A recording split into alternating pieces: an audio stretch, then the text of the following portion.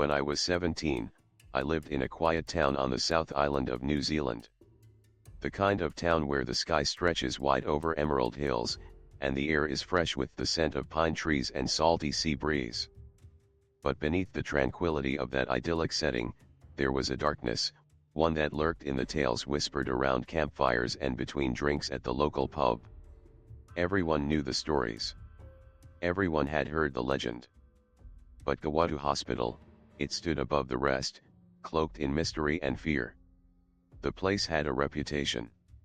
It wasn't just another abandoned building in a forgotten town, it was an asylum, once a notorious mental hospital, a prison for the most disturbed minds in the country. But it wasn't the history that frightened the people in town, it was the stories. There were rumors of patients who had vanished, of strange rituals that had taken place in the night.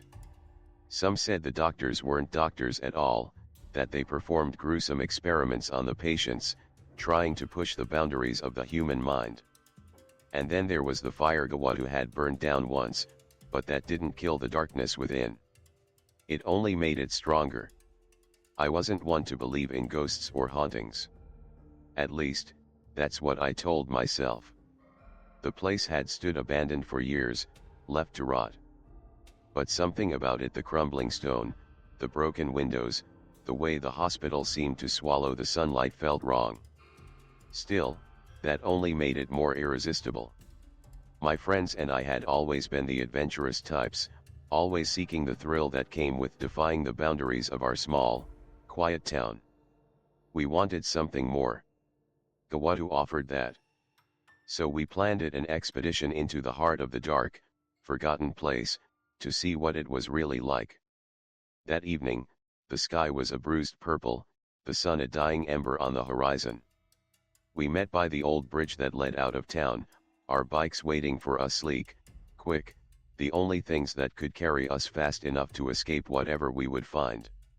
There were 4 of us: Matt, the daredevil; Kate, with her infectious laugh and sharp wit; Tom, always the skeptic, who liked to hide his nervousness behind sarcasm; and me, Sam, the one who always pushed the boundaries, the one who thought it would be a great idea to cycle to Gawatu on a dare.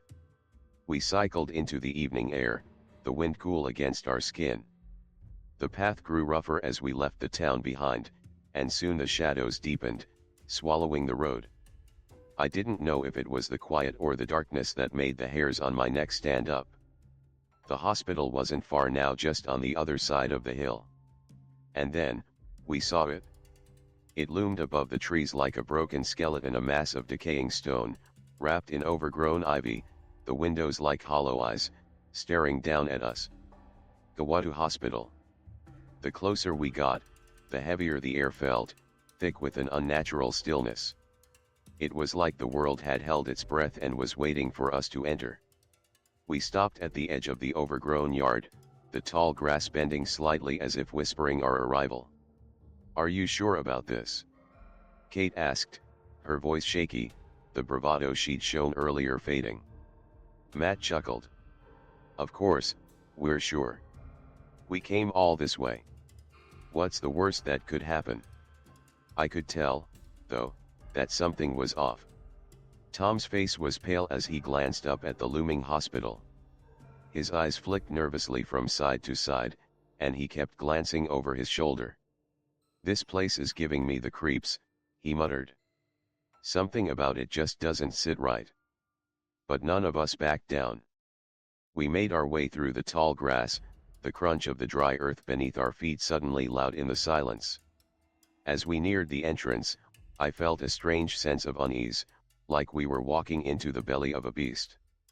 The door was partly ajar, as if waiting for us. We stepped inside. The air inside was thick with dust, stagnant and heavy, as if the place hadn't seen life in years. The rooms were a maze of decaying walls, broken furniture, and peeling paint. The hospital had once been grand, a place where the mentally ill had been treated, or so we were told, but now, it was a decaying carcass, rotting from the inside out. We wandered through the hallways, our footsteps echoing too loudly in the oppressive silence. Every room we entered was the same, empty, cold, and filled with an overwhelming sense of abandonment. But there was something more. A feeling. A sensation that grew with every step we took. A pressure that built in my chest, in my head. It was as though the walls themselves were watching us, listening. "Let's check the basement," Matt suggested, grinning like the reckless thrill seeker he was. "That's where the real fun is." Despite the growing discomfort, we followed. Down we went, into the belly of the hospital, the darkness swallowing us whole. The further we descended, the more oppressive the atmosphere became. My phone buzzed in my pocket, but when I checked, there was no signal. Not even a faint bar. It was like the phone had stopped working entirely, as though the very air in the hospital blocked all communication with the outside world. "That's weird," I muttered, pulling the phone out again. "No signal. None of us have anything." Matt shrugged, his grin unwavering. "Old buildings, old wiring. No big deal." But I could feel it, deep in my gut. It wasn't just old wiring. It was something more sinister. Something was actively keeping us cut off. As we ventured deeper into the basement, we found something that made the hair on my neck stand on end. There, hidden beneath a pile of rubble, was a concrete bunker. Its metal roof was rusted and cracked, but it was unmistakable. It didn't belong here. We pulled the metal away, the scraping sound echoing in the darkness. And then, we dropped down into the hole. Inside, it was pitch black. I felt around for a moment before I stumbled over something hard, something bone-like. I reached down, my fingers brushing against it, and then I felt it. A skull. A human skull, yellowed with age, half buried in the dust. I recoiled, my heart slamming in my chest. Matt gasped. "What the hell?" We all stared down at it, horrified, but something else was wrong. The air around us had shifted again. The temperature had dropped. I could feel my breath coming out in visible puffs, and suddenly, I wasn't so sure this was a simple abandoned building. Before we could gather our bearings, we heard something. Footsteps. Slow, deliberate, like someone was walking toward us in the dark.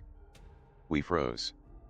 From the shadows, a figure appeared, a man in full camouflage, carrying a rifle. His eyes were cold, his expression unreadable. He didn't say anything at first. He just stared at us, his rifle held firmly in his hands. "What are you doing here?" he asked, his voice low and dangerous. We didn't mean any harm," I stammered, my heart racing. The man's gaze didn't soften. "You shouldn't be here," he said again, his voice harder this time. "This place isn't for you. If you talk about this, if you leave and tell anyone what you've seen, you're dead. Understand?" We didn't have time to respond before he gestured toward the exit. "Leave. Now." We didn't hesitate. We scrambled back to the surface, the eerie silence of the hospital pressing in on us like a weight. Our hearts raced as we made our way back to the bikes. But as we neared the bikes, something made me stop. The caretaker was there, waiting for us. He was standing next to our bikes, his face still expressionless, his eyes piercing through the darkness. He didn't move. Didn't say a word. "We'll leave," I said, my voice trembling. "We won't tell anyone. We swear." The caretaker didn't respond. He just stood there, watching us as we climbed onto our bikes and sped away. But as I glanced back, I saw something that made my blood run cold, the dark silhouette of the hospital behind us, the windows now glowing faintly, as though watching us leave. A few years later, I heard the news. Gawatu Hospital had burned down. No one knew how, or why. The flames consumed the place, leaving nothing but charred ruins. But what haunted me most was the fact that no one had ever returned to investigate. The town had forgotten about it, and with that, the stories began to fade, like the smoke rising into the sky. But I never forgot. And every now and then, when the wind is right, I hear something on the breeze, a whisper. A distant voice, faint but clear. Calling me back. Telling me that the Watu hasn't finished with me yet.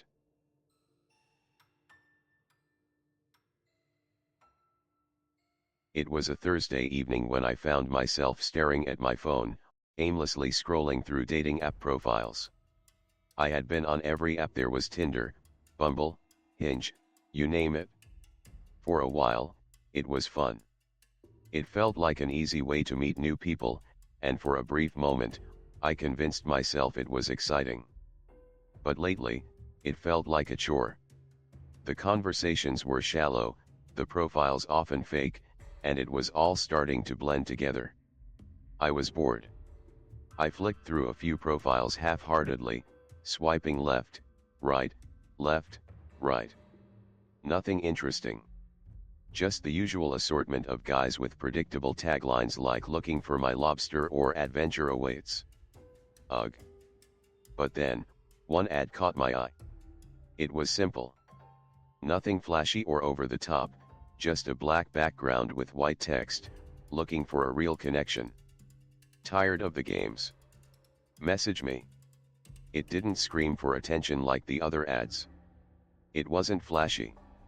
It just stood out, almost as if it were meant for me. I clicked on it, thinking it was just another ad that led to a scam or some kind of joke. But instead, it took me to a profile with a single photo: a guy sitting on a porch, with a small dog beside him, a beer in his hand, and a relaxed smile on his face. He looked normal. Real, even. He had a little bio that simply read, "I'm not into the casual stuff. Looking for something genuine. Let's talk." I read the bio twice. My gut told me something was off, but I ignored it. I had been chatting with so many guys, none of them worth my time, but this one? There was something oddly calming about his words. I tapped the message button. The messages started innocently enough. His name was Noah. He lived in a rural area about a 20-minute drive from me. At first, our conversation felt like one of those random, casual chats you have when you're both bored. He asked what I did for a living. I told him about my job at a local coffee shop. He shared how he spent his days working on his property, tending to a few animals, and fixing up an old barn. He didn't seem pretentious. He seemed normal. Refreshing. We talked for a few days, and then the messages became more frequent. Each one felt a little more personal, a little more intense. He asked about my family, my childhood, the things that mattered most to me. It didn't take long before we were sharing more than I had intended. It felt like I knew him, even though we had never met. I was skeptical at first, but he seemed genuine. I had been burned before, caught up in too many false profiles, too many guys playing games. But Noah seemed different. Maybe I was just desperate for something real. Finally, after weeks of chatting, we decided to meet. He said he would drive out to my place, but after some back and forth, we agreed I would pick him up since he didn't want to leave his place unattended for too long. I remember the day like it was yesterday. It was a warm, late summer evening when I drove out of my neighborhood to pick up Noah. My nerves buzzed in a strange way, but I told myself it was just excitement. The drive was easy, the sun dipping below the horizon as I wound my way out of the city. The farther I went, the quieter the road became, the fewer street lights there were. But still, I wasn't worried. This was just a small town, rural, quiet, safe. When I arrived at his place, I saw him standing by the side of the road, a large, black speaker slung over his shoulder. He was wearing a dark hoodie, the hood pulled low over his face, even though it was warm outside. As I pulled up to the curb, he threw the speaker into the back seat of my car and slid into the passenger seat without saying much. "Hey," I said, offering him a smile. He barely acknowledged me, nodding as he buckled his seat belt. He didn't look at me when I made a joke about being his Uber for the night. He just stared ahead, the silence stretching between us like an uncomfortable weight. Something was off. I couldn't place it, but the tension in the air felt thick. His silence made me uneasy, but I told myself it was just nerves. We had never met in person before. I tried to shake off the feeling. About 10 minutes into the drive, Noah asked if we could stop at a gas station. I didn't mind, I needed to stretch my legs anyway. We pulled into the station, the harsh fluorescent lights casting an unflattering glow on everything. He got out and went to the counter, buying a drink and a blunt. It was the casual way he did it that bothered me. He didn't seem nervous or hesitant at all, like it was just another regular day.